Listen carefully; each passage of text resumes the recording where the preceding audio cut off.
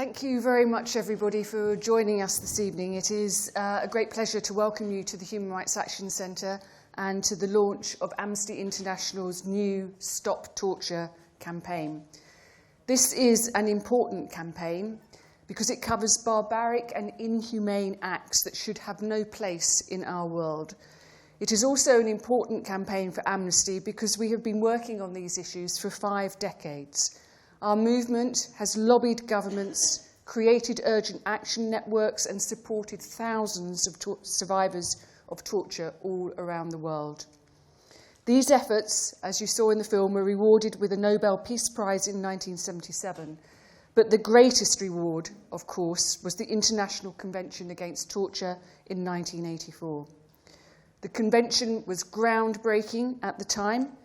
It offered a set of measures aimed not only at ending torture and other ill treatment, but also for ensuring that no one would be deported across borders to be tortured, and that there would be no safe haven for perpetrators wherever they were in the world.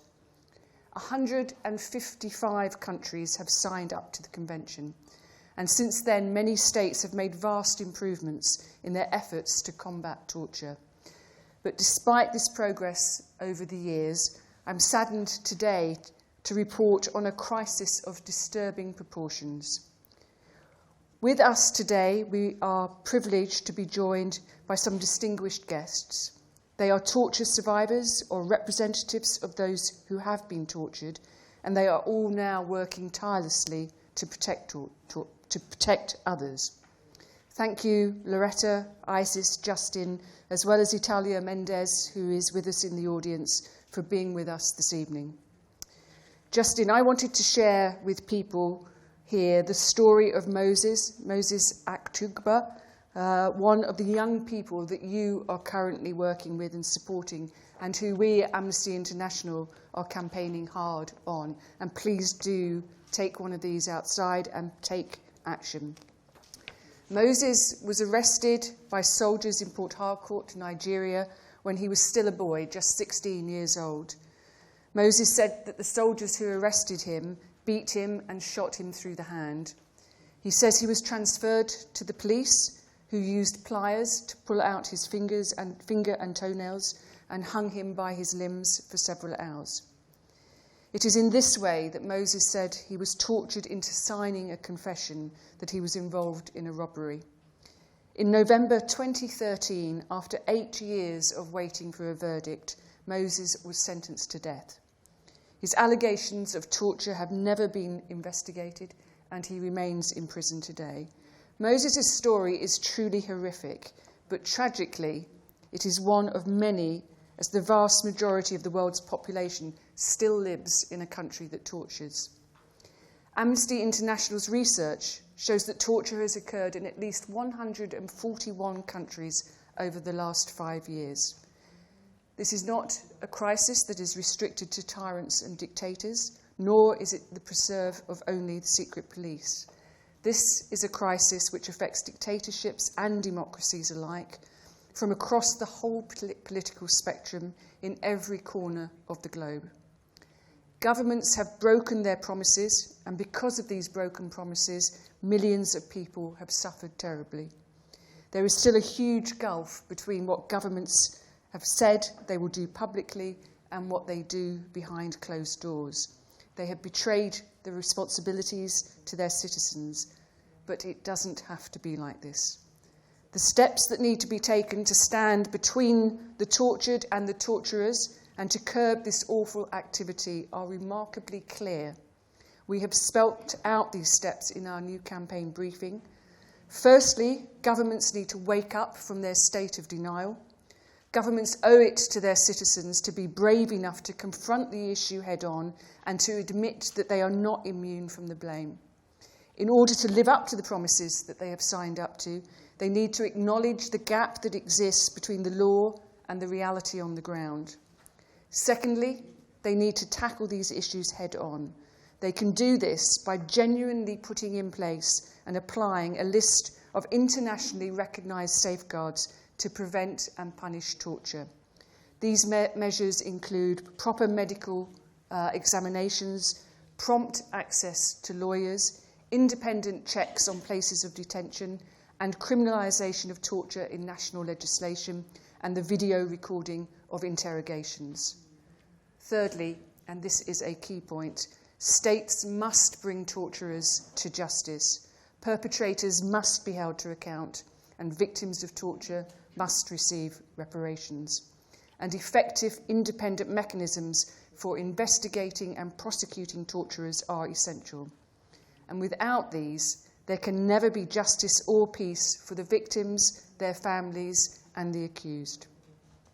We want an end to prisoners locked out of sight from their families, lawyers, and monitors, left bruised and battered in dark and lonely cells. We want an end to official shirking of allegations, creating a culture of corrosive impunity. The right to live free from torture, to live free from cruelty, is a fundamental right which lies at the heart of our shared humanity. It has been enshrined in legally binding international agreements agreed 30 years ago. Although many millions of lives have been ruined by torture, with clear action there is hope for the future. There is hope for Moses, and there is hope for others in his situation. We at Amnesty are an ambitious organisation, and we know from past experience that we are right to be ambitious. We know that with a clear strategy and with your support, we can achieve extraordinary change. Please join the campaign so that together we can stop torture. I would like to introduce our three speakers, and I would like to acknowledge that we have asked our speakers, and they have been working with us since the launch of the campaign over the last couple of days. And I just want to thank them for sharing their stories with us. It is an extremely brave thing to talk in public about the situations and the experiences that you've had, and I thank you all very much for that. We have with us Loretta Rosales, who is the chairperson of the Philippines Human Rights Commission. She has investigated several high-profile torture cases, including the recent situation where police in her country, in a lockup, where officers of the police force span a wheel, a torture wheel, to determine which torture technique to apply next. Isis Goldberg is from Mexico, a human rights lawyer. She represents torture survivors fighting for justice and has experienced firsthand the obstacles preventing victims seeking justice. Justine Ijeomah is the Executive Director of the Human Rights, Social Development and Environment Foundation, which visits police stations where people are at risk of torture or ill treatment. He has been targeted by the police more than 20 times, surviving torture and 2 attempts on his life. I would like now to hand over to Loretta Rosales, and we will be followed by Isis and then Justine. And we'll make sure that we leave time for your questions to the panel at the end of their presentations. Thank you.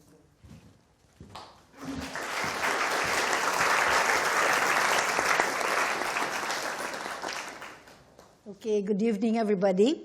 In behalf of the Commission on Human Rights, I would like to express my profound appreciation to the Amnesty International and congratulate them for this global campaign.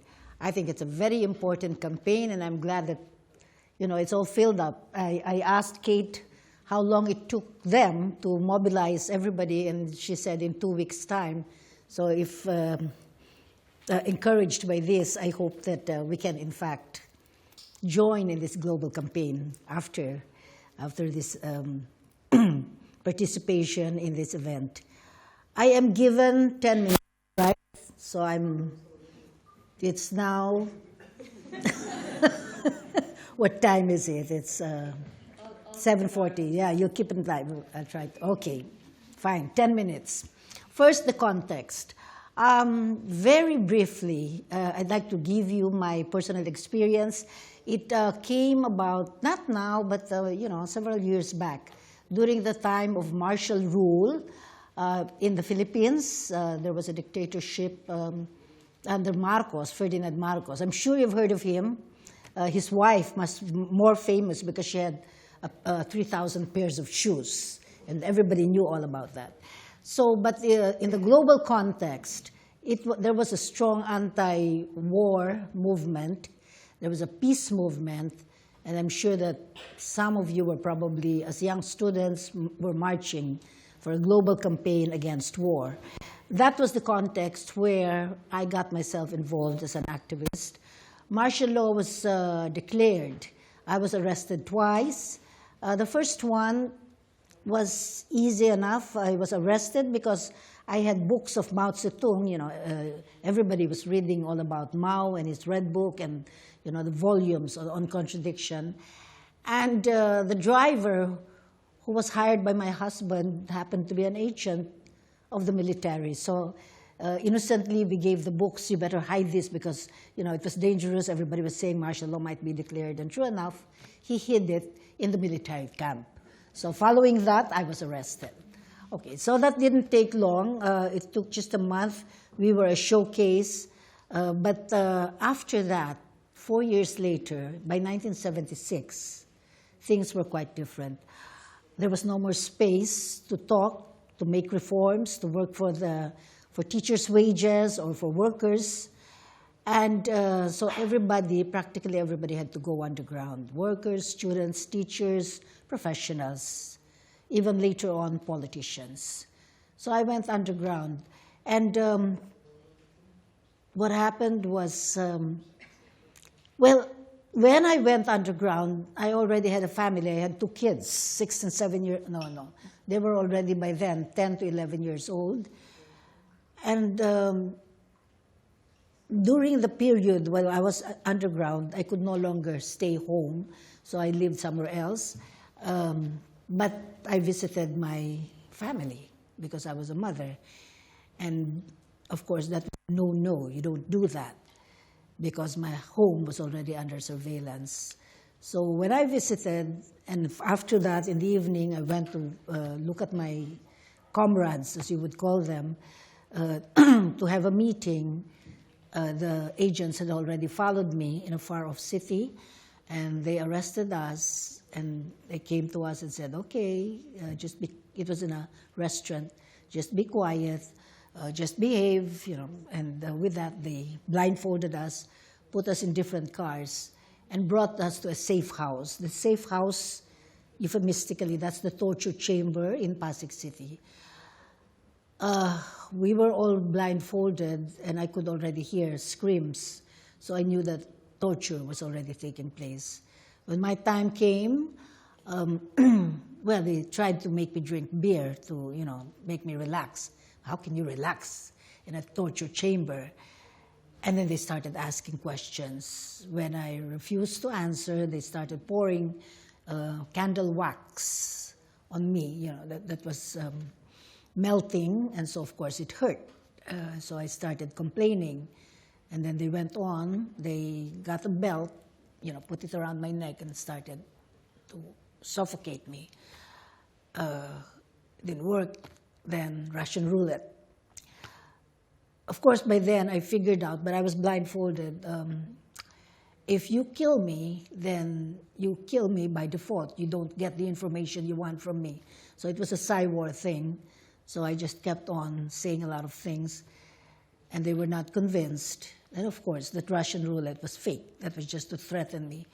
Then after that, what else? Oh, they put a dirty rag inside my mouth with water, practically to suffocate me, and then started asking stupid questions. And in my mind, I kept on saying, how can I answer with that thing in my mouth? And well, you have to argue. You have to keep on mentally be alert while they're physically hurting you to keep alive. After that, they took off my clothes. Then they started,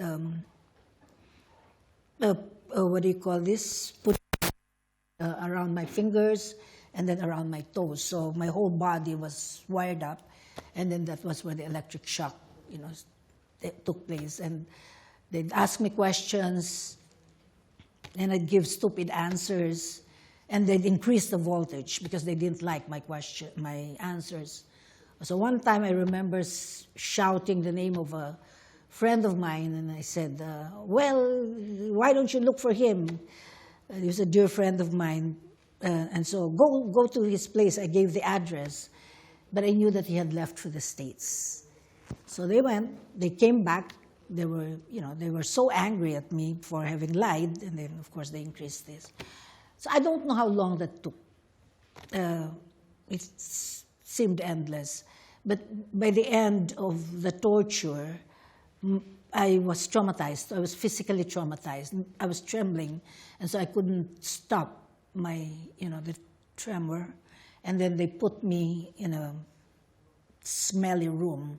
It smelled of men, It's because they were sleeping there, and so I lay down there, and then they took some revolutionary songs, and they played it to mock me. It's a mockery.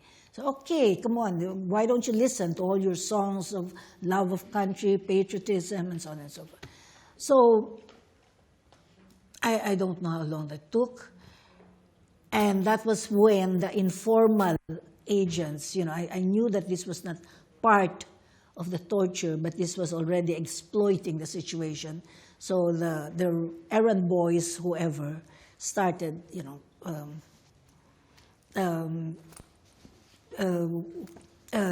molesting me sexually. I knew that was unofficial because every time there would be a knock at the door, they would, several of them, they'd stand up and then, and of course, stop. And then every time the officers would leave, then they'd go back. So anyway, that was it. And after that, they brought me to several detention camps.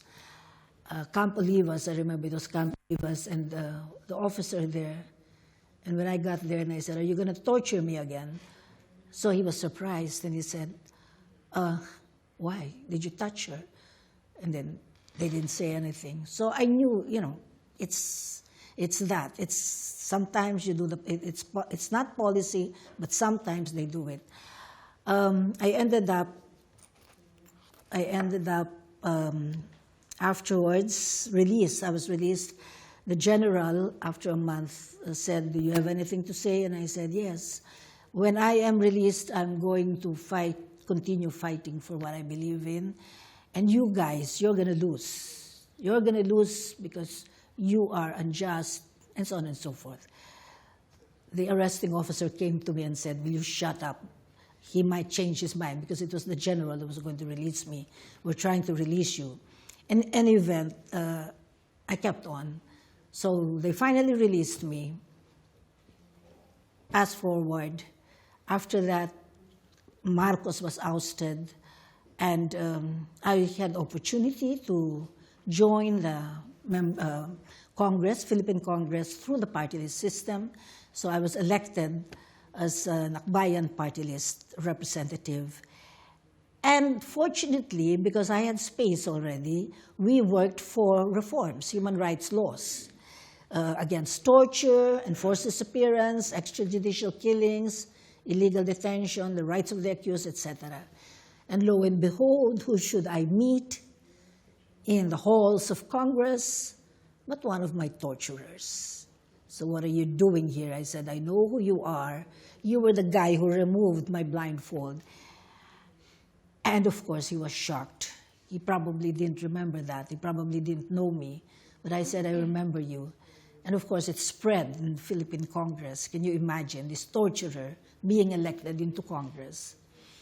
Anyway, he could not look at me, and he was very sheepish, but at least that was a stint I could not forget. I am now chair of the Commission on Human Rights, and the laws that we had, the bills that we had filed, I was author of the reparation, recognition, and compensation for victims of martial law. That has already been passed recently, and I'd like to tell you that we are now implementing it. There's 10 billion pesos, or $600 million, that is going to be given, 200 million. Oh my gosh, it's 2 minutes. I'll fast. I'll do fast, okay. So anyway,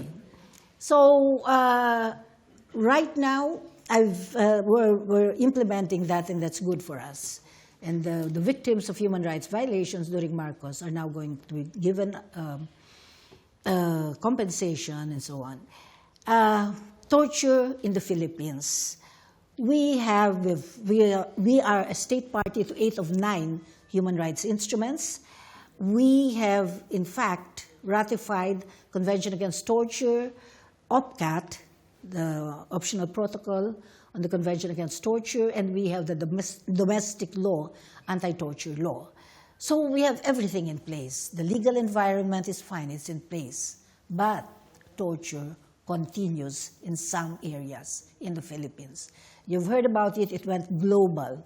One was this guy, the policeman, who was pulling through the strings the genitals of a thief. No? So that became, that was sensational. So we are now actually monitoring that case, and we've filed formal charges against that policeman. The latest is the wheel of torture. This is a clandestine facility of the Provincial Intelligence Branch of the Philippine National Police in Laguna, one of the provinces. Now that's clandestine because right now the policemen, the lockup jails and the provincial jails report to the Commission on Human Rights about the conditions and so on and so forth. So the system has started, but clandestinely, secretly, they still have all of this. And we were able to discover this, so we have looked into it, and we're now investigating it. We've filed formal charges, criminal charges, using the law against the perpetrators who have actually tortured about 24 detainees who were arrested illegally so that they could extort money from what they claim was an illegal drug trade ongoing in that province. That wheel of torture tells you the kind of the methods that they use for torturing. We don't have evidence that they used it because we were not able to see it ourselves.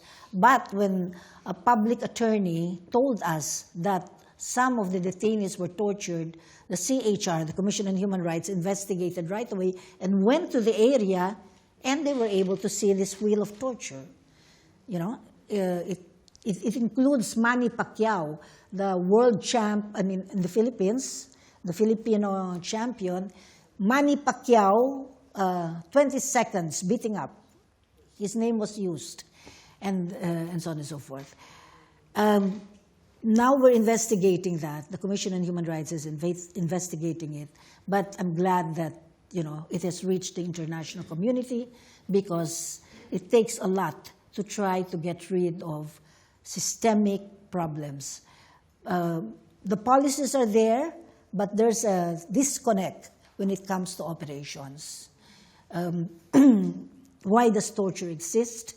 One, because investigators are incompetent. It is a mask to cover up for their incompetence. Number two, I think torture exists because the people, they extort. It provides room for corruption. They, in fact, torture. They arrest people whom they suspect are in illegal drug trade, and they try to extort money so that they can profit from this trade. It is also, torture is also used, well, in the case of the wheel of torture, for entertainment. It dehumanizes the people. The people who torture, even as the victims are themselves dehumanized, it also dehumanizes the perpetrators. It was so in the wheel of torture that we experienced in Manila. Number four, I think torture is there because it's a tool for repression.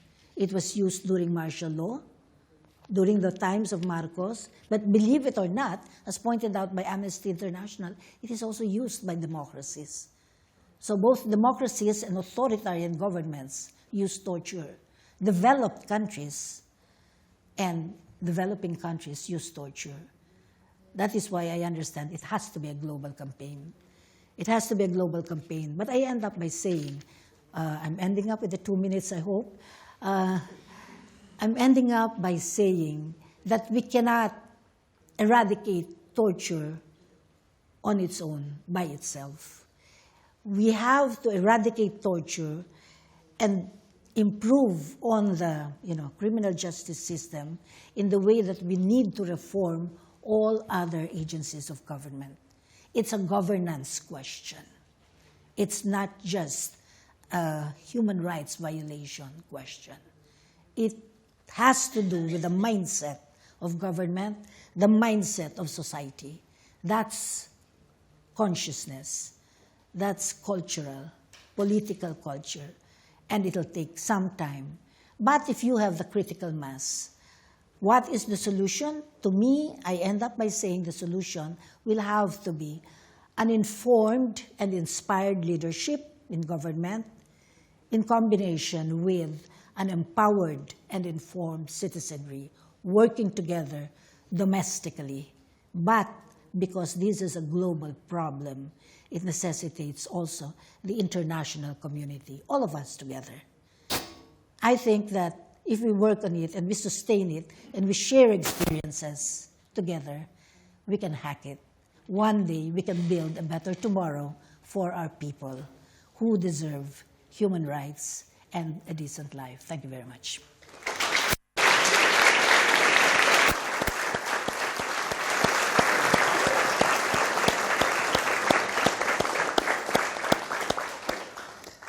Loretta, thank you very much. And I now hand over to Isis Goldberg for your contribution. Thank you.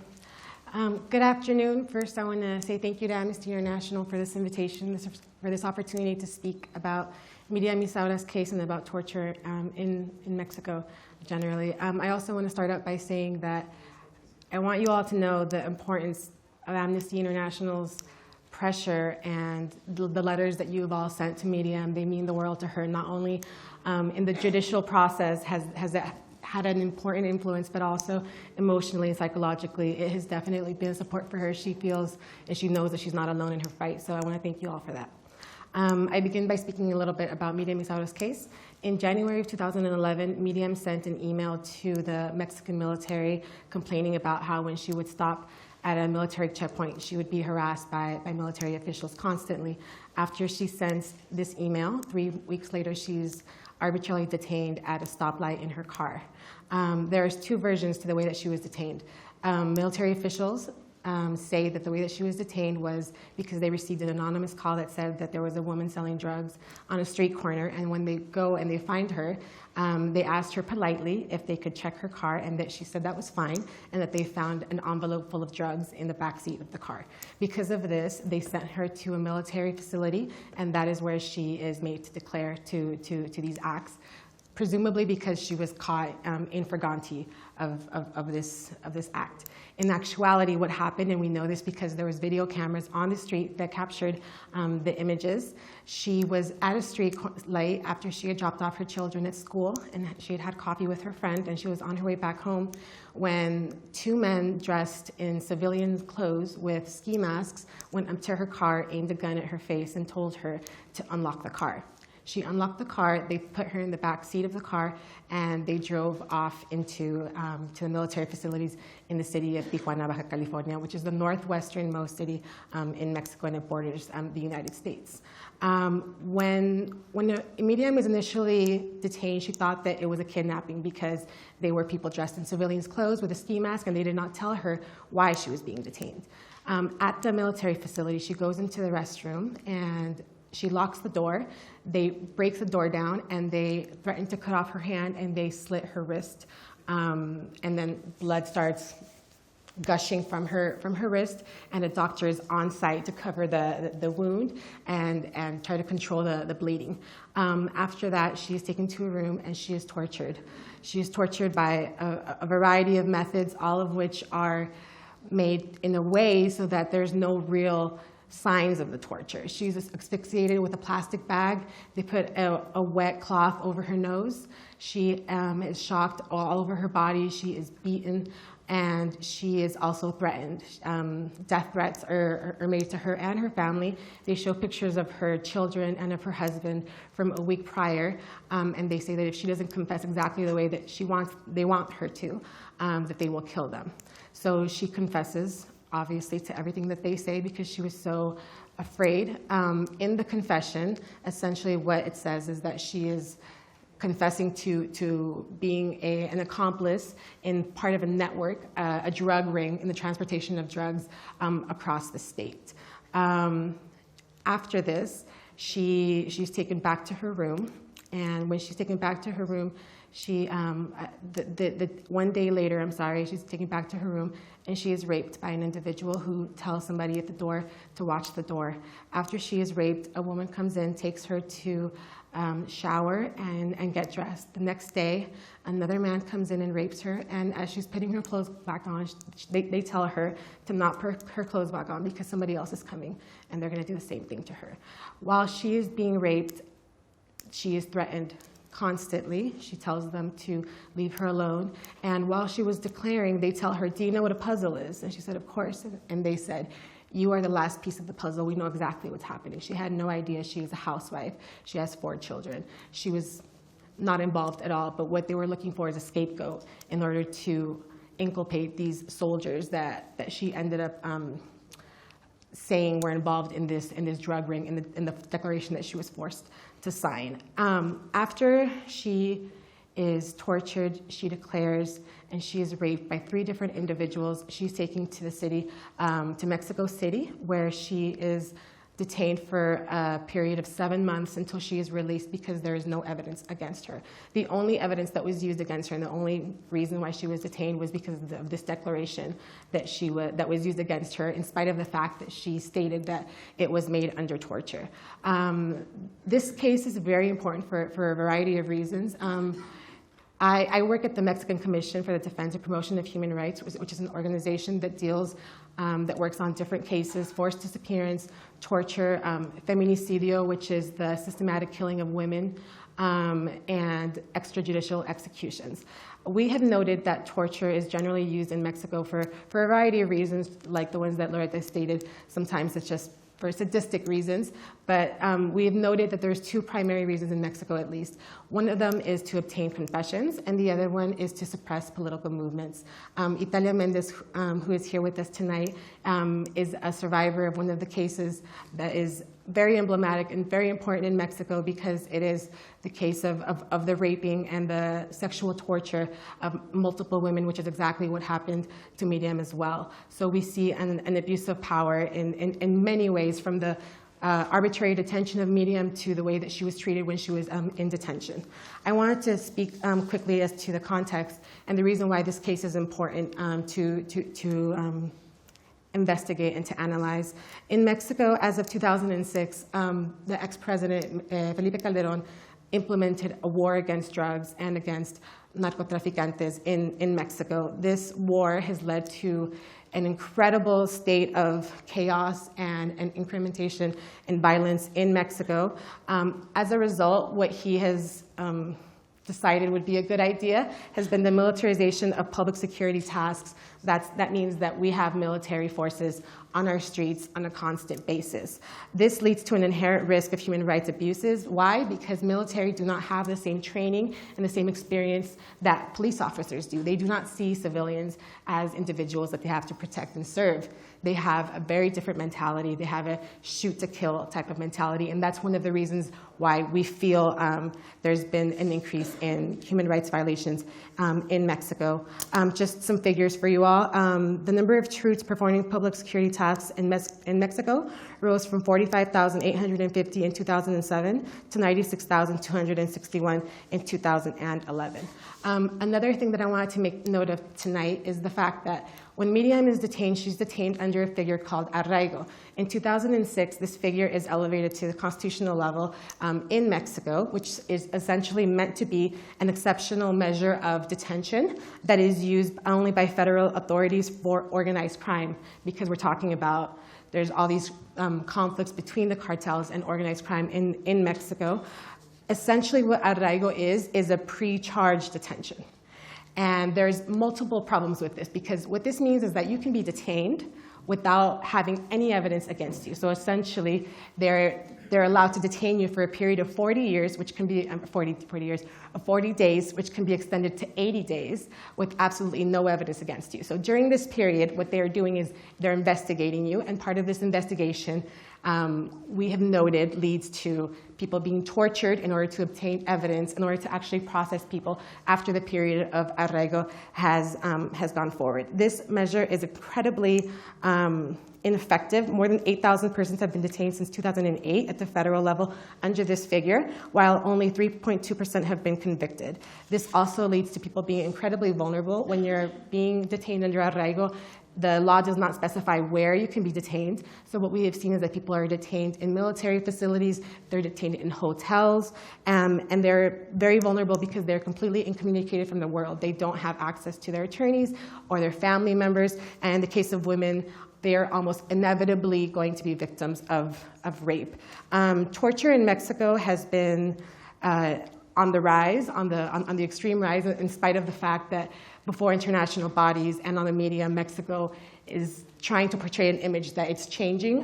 That's quite the contrary. From 2006 to the present, only 12 persons have been indicted of torture in Mexico, in spite of the thousands and thousands of complaints that have been received. So there's almost complete immunity with regard to this crime. In the last 12 years, there's been less than 1% of condemnatory sentences at the federal level. And as I noted before, torture will continue as long as this impunity persists in Mexico. And I just wanted to close saying thank you again for the support that you've all given to Medium. I have a count here of all the letters that we received from the marathon of letters that Amnesty International launched a few months back. And we have 4,486 letters that we received from the United Kingdom. So thank you all for that. Medium saw them, and they put a big smile on her face. So from Medium and from the Comisión Mexicana, thank you all.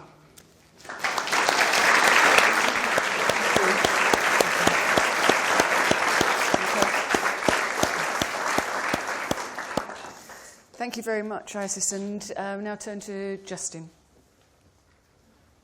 Good evening, ladies and gentlemen. My name is Justine Ijeomah, but I'm popularly called by the authorities in my place Mr. Human Rights. They call me this as a result of my work in defending death row inmates, torture victims, and also the children living on the street. And my organization hosts the Human Rights Social Development Environmental Foundation, which is based in Nigeria. Our volunteers and members do visit police stations to intervene for victims of torture and also to intervene for the release of the poor people that are under police detention and to avert torture. And on many occasions, we have documented many cases of extrajudiciary killing, which is also many were reported in the Amnesty report in 2009 titled Killing at Will. We are also many cases of extrajudiciary killing also that was also documented also by my organization, and also it was published in Amnesty International report in 2013, which was 5th February 2013, which was also captioned, "No Justice for the Dead." Yeah, these are the victims of police extrajudiciary killing and many enforced disappearance victims. And many stations in Nigeria, police stations and detention centers, have what is called torture chamber. Different stations have a different names, they name it. Some call their own temples. And in this torture chamber, there is what they call OC torture, officer in charge of torture. That is a police officer who is in charge of torture. And often victims who were brought to this are poor indigenous people and also children living on the streets are being brought. And many times the reason of subjecting them to torture, one, is to extort confession statement and also to extort money from them. And many times victims are being hanged. They will use baton, also machete, the sharp blade to wipe their back, and different types of methods they have been using to subject their victims to torture, into excruciating pains. And severally, many of the victims, in one of the recent cases, a victim that was subjected to torture, he was handcuffed, and also his leg was chained. They tied both his hand and his leg together, then brought iron bar and crossed it and hanged him. And they used machetes. Each officer will have his own machete and have a particular portion that will be wiping that machete. It will wipe it until the flesh peel. And as this thing is going on, it will be a very excruciating pain the victims will be going through. And the pools of blood. After this torture, there is a lot of pool of blood. The victim fainted, and they brought him down and left him. And many times in the torture chamber, after torturing the victims, if he survived, okay, if he didn't survive, they will take him to hospital. And they have doctors who cooperate with them, who will write forged reports, and they will go to burial ground and dump the corpse. No investigation is being done. And severally, because of this, we have faced a lot of threats. And severally, I have been arrested for 25 times. And the reason is just to frighten me, threaten the members of my organization to withdraw from the work of policing, investigating human rights abuses. And on several occasions, I have survived 2 assassination attempts. I have been forced to go underground 3 times. I have been relocated several times with my family. And one of some cases, and based on my conviction, because Nigerian criminal justice system is very, very faulty. Our constitution condemns torture, but torture doesn't have a legislation that backs it, that criminalizes it. So based on that, the perpetrators get away with the crime of torture. And it has been a big challenge to we working on policing to defend the victims. And severally, many of these victims that are being subjected to torture, the confession that was extracted will be used in law court against them. And that's my conviction on fighting the death penalty in Nigeria. Because 43% of victims of death penalty, many of them, the statement they were used to be prosecuted were extracted through torture. And they doesn't have a good lawyer who will defend them to demand for trial within trial. And they will end up being convicted to death. And Moses Akatobo, a 16-year-old boy, is a victim. And there are several victims like that are underage and also adult. Moses Akatobo was coming back from his auntie's place, and the military stopped him in their van and asked him to enter the vehicle that is under arrest. He told them, what is the reason he's being arrested? He said, if you didn't enter the vehicle, I will deal with you. Before he will respond, they have fired his left hand, and he was forced inside the vehicle. And we are taken to their station. And we are tortured to confess that he perpetrated in the robbing of a victim of his recharge card. And when he refused to confess to that, they brought a corpse that they have already fired. One of the victims they have already fired and he's dead. Asked him to identify me. He told them that he didn't know the dead corpse. Then he was transferred to the nearby police station. And in the police station, the police officer, Inspector Joseph, subjected Moses Akatobo into serious type of torture.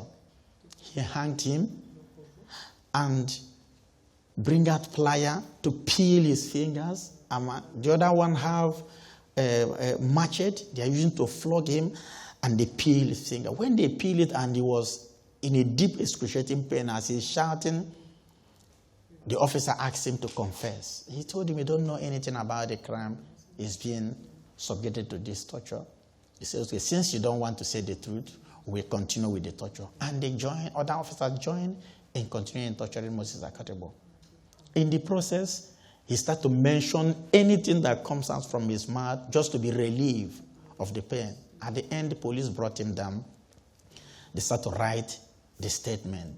They asked him, what is the name of one of the person you just mentioned? He told him he don't know, that he just mentioned anything that comes in his mind just to be relieved of this torture. They told him, okay, that shows that you are not really serious. You don't really want to confess. He was taken back and hanged again. And in this second time, they pulled his toes finger, and the first one, the second one, and several objects were being used to torture him. At the end, he signed 2 statements of confession to whatever the police said. And the police used the same statement, extracted through torture, to prosecute Moses Akatobo.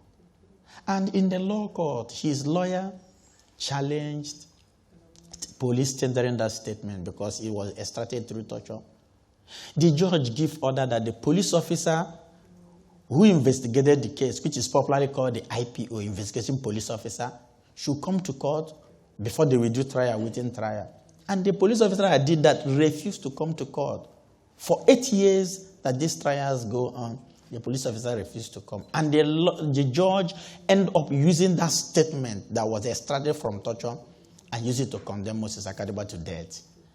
And beyond Moses Akatobo, there are several victims of this nature.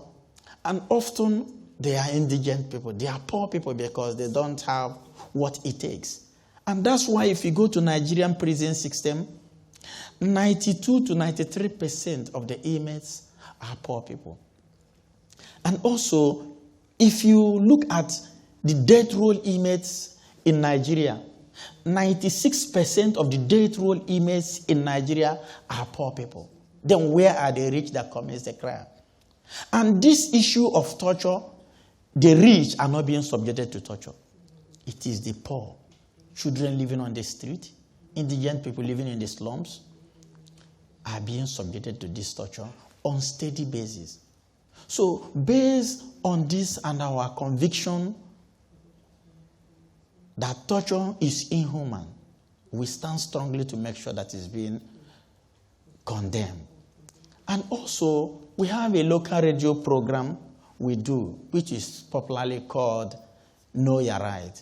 And in this program, we use it as a channel to name and shame many perpetrators.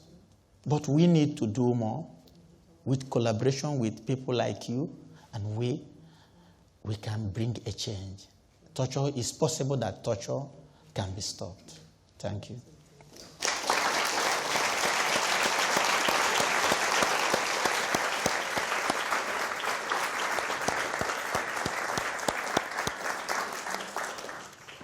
Thank you. Thank you, each of the speakers. And I don't think I've ever been on a panel where it's been more difficult passing a 2-minute sign. But I wanted to make sure that you had a chance to ask questions of each and all of our panelists. So over to you.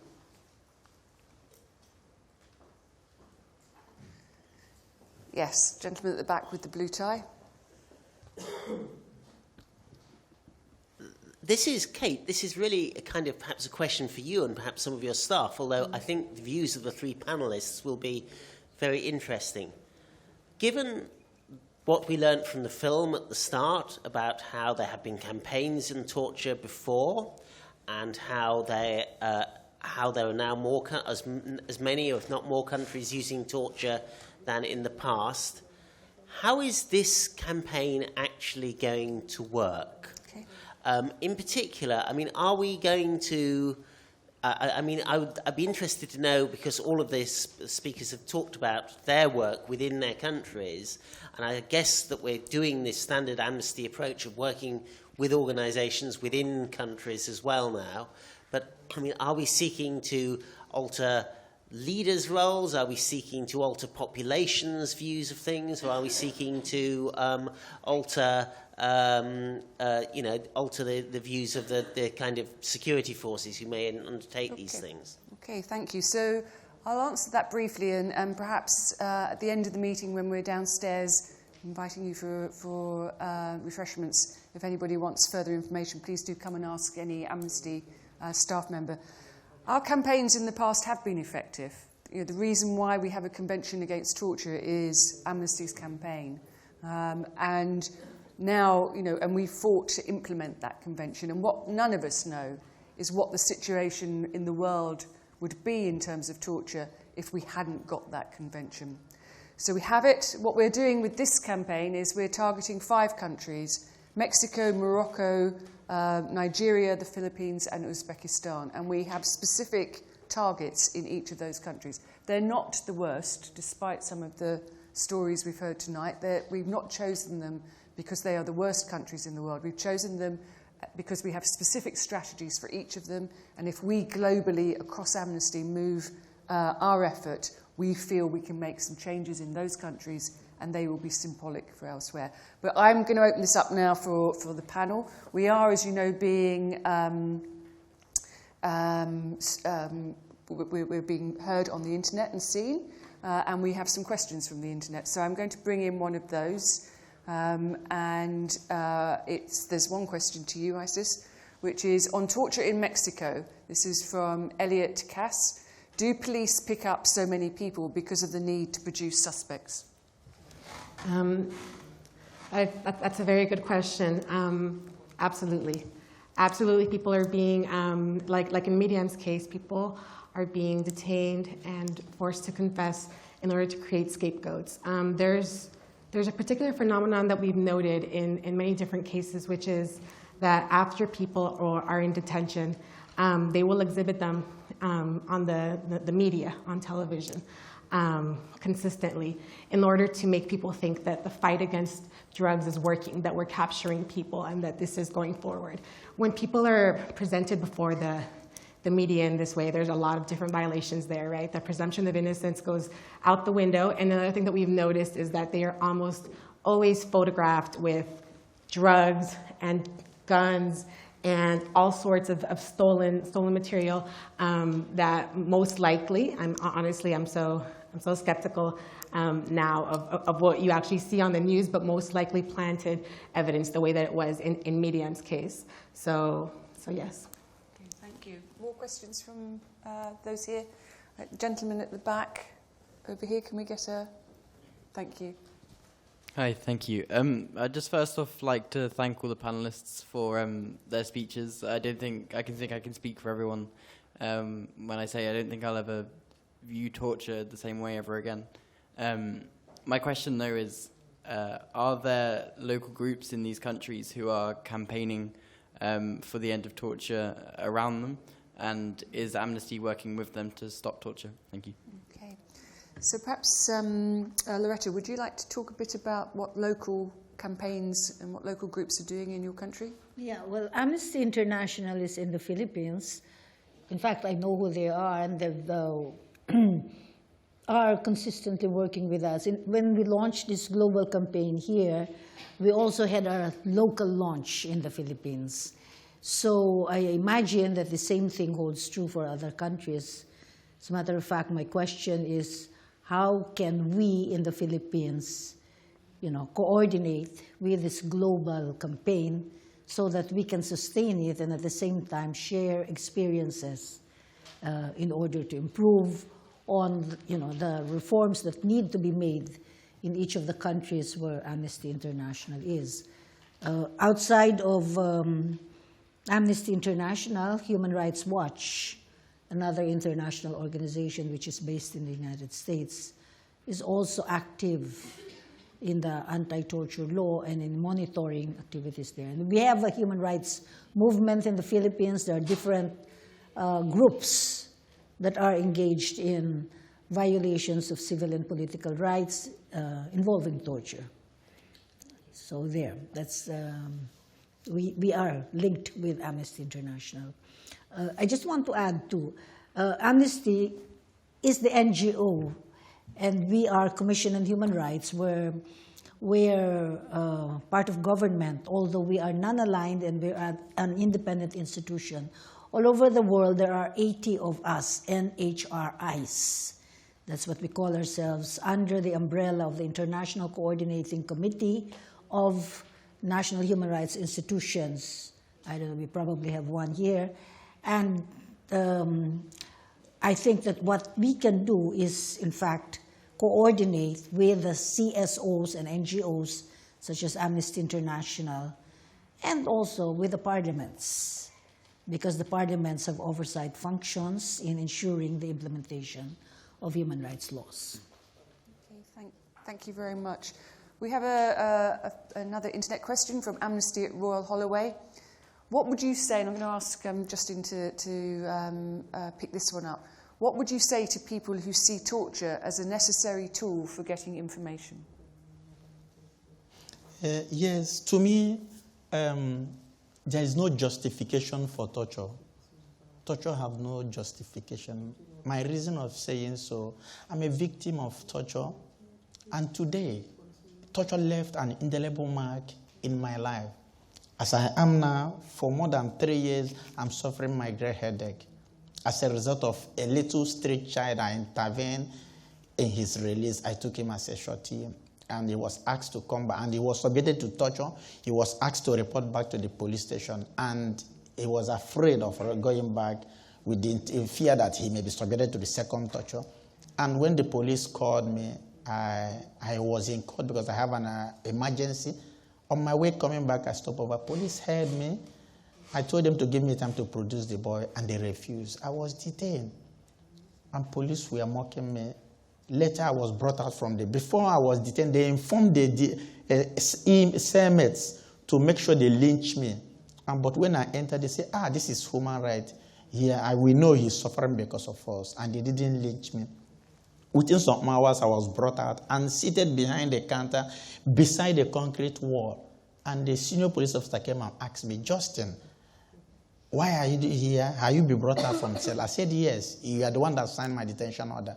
So one of the junior police officers heard my hand. Why should I talk when the superior is talking? That they have been looking to it to get me, and now they have got me. He grabbed my head and smashed it on the concrete wall several times until I collapsed. I was later rushed to hospital, and I stayed over in the hospital. The effect of that particular act, I'm still suffering it today. So it doesn't have any justification because I didn't commit any crime. So there is no justification for torture. Thank you. Thank you very much. And there was a hand. Yeah. Please do.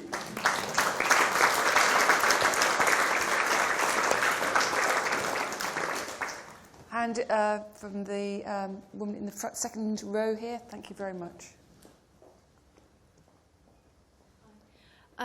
Thank you, panel. My name's Fiona, and this is more a question directed at Kate, I think, really. And it is, in light of the United Nations Rapporteur of Torture's recent acknowledgement of the human rights abuses of intersex children who are subjected to mutilating genital surgeries at the hands of medical professionals around the world without their consent, when is Amnesty going to include this in the Stop Torture campaign? Well, thank you for the question, and I don't think we have plans at the moment, but if you leave that with me, I will talk to our colleagues at our International Secretariat and raise that question with them. Thank you. I saw another hand, yes, just over here, lady in the middle row. Thank you.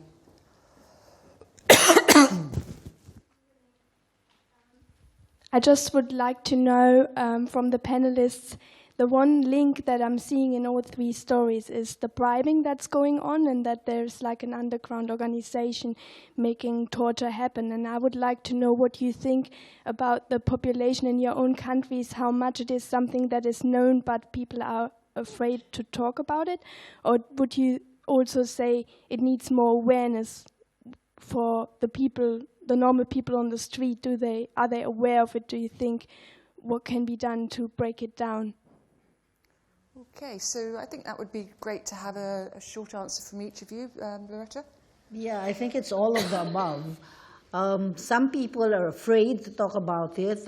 I mean, a particular case again in the wheel of torture detainees, 4 of them who had, signed affidavits that they were going to charge the torturers decided to withdraw because they were afraid that their families would be harassed by the friends of these policemen who are now under custody because of having tortured. So that's part of the problem, the insecurity among the families. That's one. Then awareness, of course, is also very important because there is a distorted sense of attitude. It's a mindset. We have a mayor, for instance, who is known to do nothing to tolerate extrajudicial killings and human rights violations within his jurisdiction. But they like him. His constituents like him because he is supposed to protect them against criminality. The suspected criminals disappear without due process. So that's a mindset that has to be corrected. A lot of awareness on what human rights is all about, and due process and the rule of law. Thank you. Isis? Yeah. Well, I think that in Mexico there's something very, well, on the one hand, it's experiencing an unprecedented amount of violence. There is more homicides and more forced disappearances and more torture than there's been, I think, ever. It's really a state of war, and I think it could be actually classified as a non-international armed conflict according to the standards of the Geneva Convention, because that's the level of violence that Mexico is living right now.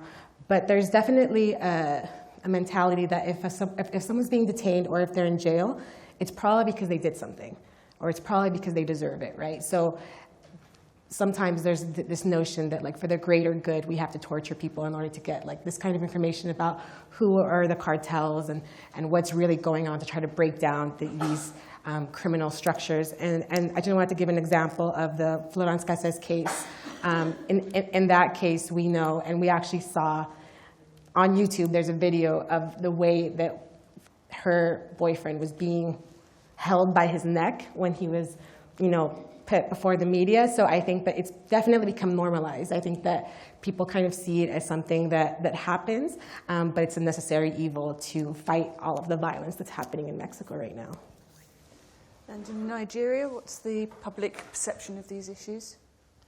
Yes, sometimes the lack of awareness also have been one of the challenges. But I'm really grateful to Amnesty International because in Nigeria, what breaks the camel back on the campaign against torture is the launching of Amnesty International report on Kill at Will. And after the report was being launched, that is the first time our senators, our members of House of Representatives really rise up to give a support to demand for a stop to issues of extrajudicial killing and also torture.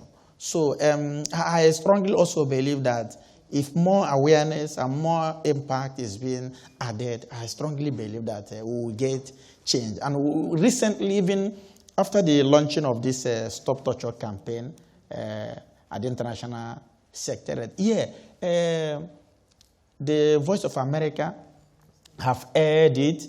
Also, I granted an interview to them. Yeah, I see the level of reactions from my country in respect of that also. And from both Al Jazeera, people are reacting positively towards it. And also, there is a program we normally do in collaboration with Amnesty International in the slums to sensitize them or to know their right. And that have really gone a long way. Many of our volunteers are survived victims of torture. And they will genuinely volunteer on their own to stand against it, because you cannot fight what you didn't hate. And we make people to understand and hate torture. So, and it will easily for them to be convinced to join in the pursuit to stop torture. So it has been we're recording some success, but we need to do more. Thank you. Did I see any other hands? Gosh, I can't see that one. Can you put your hand up a bit higher? Oh, there, right. Thank you. Sorry, I was looking at the seated people. My question is directed to all three panelists. I want to know if you could link corruption and torture in all three cases. Good question. Would you like to start, Isis? Sure. It is incredibly linked. I think that torture, the only thing that torture does is demonstrate the flaws in the judicial system. When you torture people, you don't get the information that you need. You get the information that the torturer is asking for. So what you end up having is innocent people in jails, and the people that actually should be prosecuted free because of the corrupt system, because the people that are able to pay off and have powerful, influential authorities that are covering them, you have those people free. So I think that corruption and torture are intimately related. Absolutely. Loretta? Yeah, very concretely, in the wheel of torture again, I mean, this is the most recent. There were at least 24 people who were arrested illegally without any warrant of arrest. They were just abducted, picked up. And all of them are supposed to be linked with the illegal drug trade. So in the Philippines, and I suppose as in all other countries, when you arrest somebody, first of all, it has to be legal. You've got to have a warrant of arrest. You only have warrantless arrests if you are being caught. They're caught in the act. But in this case, they are all warrantless arrests, illegal arrests. And instead of bringing them to legitimate police stations, they bring them to the clandestine facility that they have. This is the Provincial Intelligence Branch. And it is through there that these suspected illegal drug traders are tortured. And they are tortured, and in the process, money is extorted from them. They are tortured to get confession, to get information about the drug trade, and so on. So this is the suspicion. This is the confession of all of those who gave their affidavits, and this is what we're working on right now. Now, that is just one case. I am certain that in other cases, in fact, we do have several generals of the Philippine National Police who are now arrested. I used to ask their permission every time I'd like to go to the police facility to inspect on the prisoners, detainees. Now I am visiting them because they themselves are the detainees, and they're there because of corruption, and the corruption has to do with their activities as policemen, police officers. Thank you. Yes. In Nigeria, for instance, many of the victims are being subjected to torture to enable them go through the pain, and they will force their family to go to borrow money or sell their properties to raise money to pay for their bail. Bail in Nigeria is free, but because of corruption, victims are subjected to pay all this money before they will be released. And also, corruption also have made some of the officers who perpetrated this act are not brought to book. We have an instance on a case we took to the public tribunal in 2010. And this case happened in 2009. 4 police officers arrested their victims, tortured them, forced them to mention where they have choice properties, and force them to sign their check. They go to their bank, empty their account, and go to their house, cut away with all their properties, and share it among themselves. The 5 police officers share these properties among themselves and still go ahead and torture their victim is dies. And I vowed to go to this case to its conclusion. But we face a lot of risk. But I'm very happy to tell you that today, which is Wednesday, they are being arraigned in court for murder. And it took the intervention of Amnesty International since 2009 and the lawyer fighting on this case. Why? The police officers involved are also perpetrating this act, paying money to the agencies who are supposed to have oversight function over them to close up the case. And severally the case has been closed. We will revive it. Amnesty from high, we put pressure from the police headquarters and it will be revived. And that's why today they remove all officers who have collected bribe in investigating, and new officers were brought. They now revive the case. And the police officers were being indicted. And all of them have been arrested. As I'm talking to you now, they are in custody. They are being arraigned in court today before Harcourt 12, Justice Cheche's court in Port Harcourt. So is the level of torture and the effect of, the effect of corruption. But with collaboration of all of us, we believe we can get a change. And also in my country, Nigeria, corruption have really eaten very deep in the fabric and the system. My country is very rich, but it does not reflect in the life of the poor masses because of corruption, of the elites who stash these monies in Western nations. Thank you. Thank you.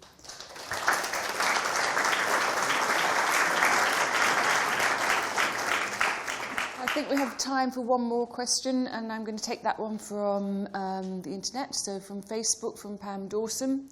And this is a question which is aimed, Loretta, at you and Justine at you, which is, in your own cases, having talked about the torture that you have experienced, have you had justice for being tortured? And if you haven't, what is happening? And feel free to answer as little or as much as you like on that. Well, in my personal case, justice would be meted out if the abductors, the torturers, would be in jail, right? But they're not in jail. As I said, somebody was elected into Congress, no? But I think that where I'm at right now, I think I'm in a very advantageous position to bring about justice for those who were tortured and who suffered like me during that time and even during the present time. And one concrete example is the law that we have recently passed. I was a principal author when I was a member of the Philippine Congress, and that bill was passed into law very recently under President Benigno Aquino Jr. And now that law is being enforced, and I am, as chair, helping in the enforcement of that law. That is giving victims of human rights violations under Marcos compensation, reparation, and recognition. So when they give me my share, I guess I'll get a bit of that justice. And Justine?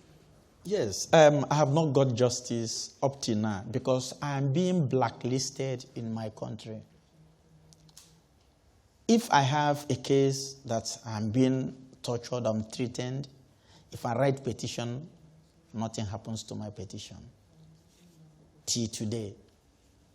But my organization can write a petition on behalf of another victim. Attention will be given to it. But any issue about me is being blacklisted. That is the level of danger we face. And when I have the incident, I faced several threats. 6 gunmen visited my house and they blocked the entrance of the 2 streets. But luckily, I was in the police station in that night, intervening to release a little boy. And that's why I survived that. And it was so much pressure on me, I was later also relocated. If I dares to go ahead to pursue my case, I will be eliminated. Then I have to go underground, later start again. But I'm still going to get justice. I strongly believe it. Because severally, many international organizations, Amnesty International writes several letters in respect of this.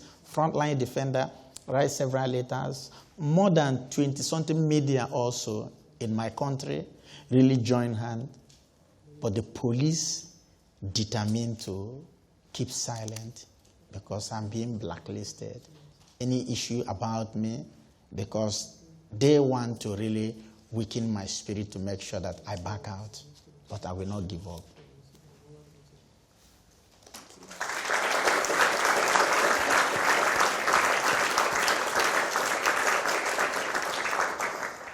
Can I thank all of you for coming this evening? Can I ask you to join us in this campaign? And if you are not an Amnesty member, please join us as a member as well. We have actions for you outside. We also, just down one flight of stairs, we'd like to invite you to join us for a drink and further conversation about our campaign. I'd like to thank Tom and his team for launching the campaign and organising the launch so beautifully.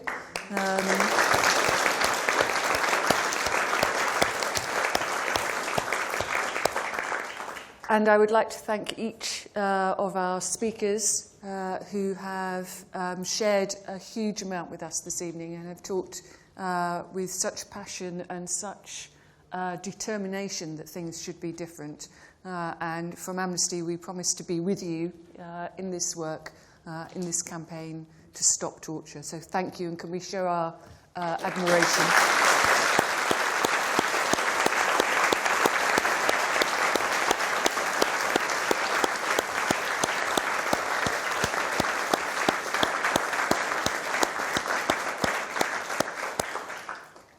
Thank you.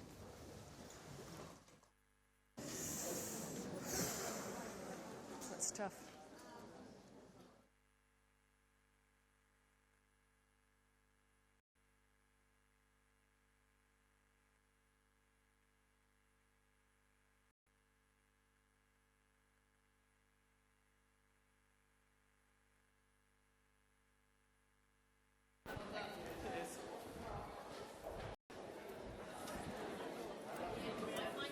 Yes, you can leave from here.